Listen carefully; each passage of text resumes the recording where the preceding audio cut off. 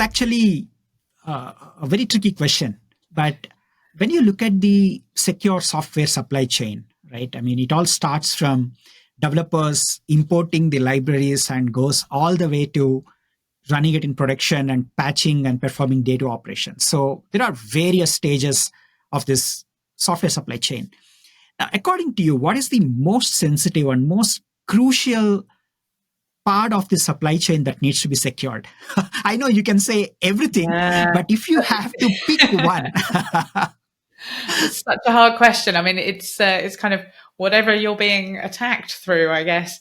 I mean, I suppose there's the data that you need to protect, and there are some, fundamental hygiene things that people have to do if they're protecting personal data.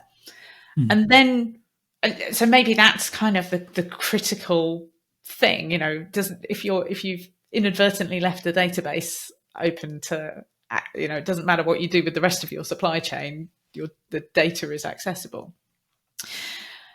Then we've seen a huge amount of emphasis over the last couple of years in looking at supply chain security because of the way, we've seen some pretty high profile cases like SolarWinds, where the supply chain, that kind of build and test process has been compromised. So that's been a huge area of focus, making sure that we know the provenance of every part of our software supply chain. And that can be broken down into lots of different individual pieces. But then there's also the aspect of runtime security, where at one level, we deal with this every day. We expect to have network firewalling in place, which is something that happens at runtime. We protect against malicious network packets live in runtime. It's something that's happening there and then.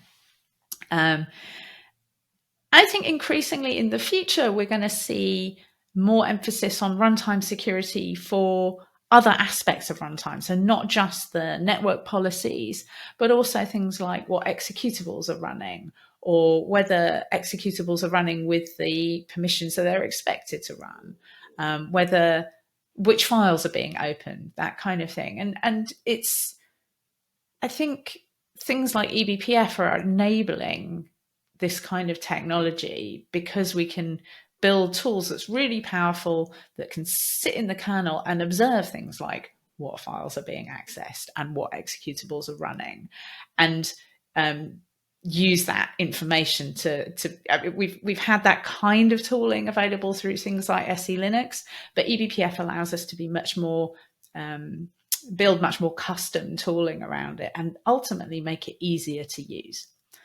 That is the thing that it's essential. Security tools won't get used at all if they're hard to use.